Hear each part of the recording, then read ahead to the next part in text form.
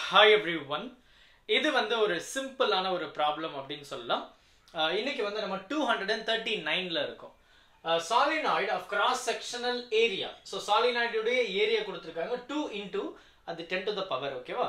10 to the power -4 meter square and 900 turns இருக்கு. Has 0.6 am to the power 2, okay? Magnetic moment. Then the current flowing through it is current என்னன்னு சொல்லி கேக்குறாங்க. So கேள்வியில first என்ன கொடுத்திருக்காங்கன்றத நம்ம கொஞ்சம் analyse பண்ணிட்டோம் அப்படினாவே நமக்கு ப்ராப்ளம் வந்து ஈஸியா தான் இருக்க போகுது. சோ நமக்கு வந்து ஏரியா கொடுத்திருக்காங்க 2 into 10 to the power -4 meter square. Area கொடுத்திருக்காங்க. நம்பர் ஆஃப் டர்ன்ஸ் n கொடுத்திருக்காங்க. அது 900 டர்ன்ஸ். சரிதானே? 900 டர்ன்ஸ் கொடுத்திருக்காங்க. இதோடைய மேக்னெட்டிக் மூவ்மெண்ட் பாத்தீங்கன்னா 0.6 am to the power 2. சரி, ஆம்பியர் மீட்டர் ஸ்கொயரும் கொடுத்திருக்காங்க. இதெல்லாம் நமக்கு வந்து given data. இதுல இருந்து என்ன கேக்குறாங்கன்னா I கேக்குறாங்க. இப்போ நல்லா கவனிச்சீங்கன்னா இந்த I இந்த ஈக்குவேஷன் which mean இந்த ரிலேஷனோட எதுல இருக்கும் அப்படின்றத நம்ம பார்க்கணும். நமக்கு பேசிக்கா என்ன தெரியும் அப்படின்னு பாத்தீங்கன்னா I அப்படின்றது வந்து q/t இல்ல ne/t இல்லனா neavd, அவ்வளவுதான், முடிஞ்சு போச்சு. இதை தாண்டி நமக்கு பெருசா எதனா இருக்கா? நமக்கு வந்து மேக்னெட்டிக் அப்படின்னு சொல்லும்போது F = BIL சொல்லுவோம். அதுல I அப்படின்றது வந்து F/BL அப்படின்னு சொல்லலாம். ஸோ அந்த மாதிரி நிறைய இருக்கு. பட் இதுல நமக்கு மேக்னெட்டிக் மூவ்மெண்ட் கொடுத்துருக்காங்க, நம்பர் ஆஃப் டர்ன்ஸ் கொடுத்துருக்காங்க. அப்போ இங்க you have to think very clearly.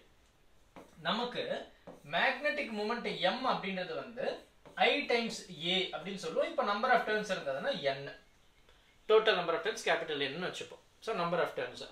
இப்போ இந்த இடத்துல நமக்கு மேக்னெட்டிக் மூமெண்ட் இருக்கு, நம்பர் ஆஃப் டர்ன்ஸ் இருக்கு, ஏரியா இருக்கு, கரண்ட் வேணும். அப்போ இது இந்த given data வச்சு we can use this formula.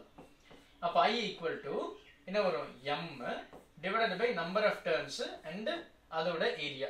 Magnetic moment என்ன சொல்லிருக்காங்க? 0.6 divided by number of turns வந்து 900 ன்னு கொடுத்திருக்கு. 900 into கரண்டா, சாரி ஏரியாவா 2 into 10 to the power -4, 2 into 10 to the power -4.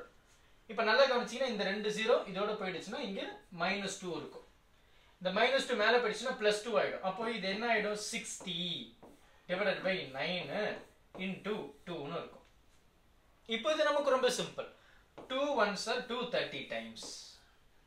இப்போ 3 3s are 3 10 times. அப்ப 10/3 அது டிவைட் பண்ணா நமக்கு என்ன வரும்? 3.3 தானே வரப்போகுது. கரெக்ட் தானே? இதே தான் நமக்கு வரப்போகுது. அப்ப இதுதான் நமக்கு இருக்கக்கூடிய கரண்ட். சரியா? இந்த given data எழுதுனீங்கன்னா you will come to know what formula you have to use. பொறுமையா பாருங்க. டவுட் எதுனா இருந்தது அப்படின்னா மறக்காம கமெண்ட் பண்ணுங்க. Thank you. Help this with a smile.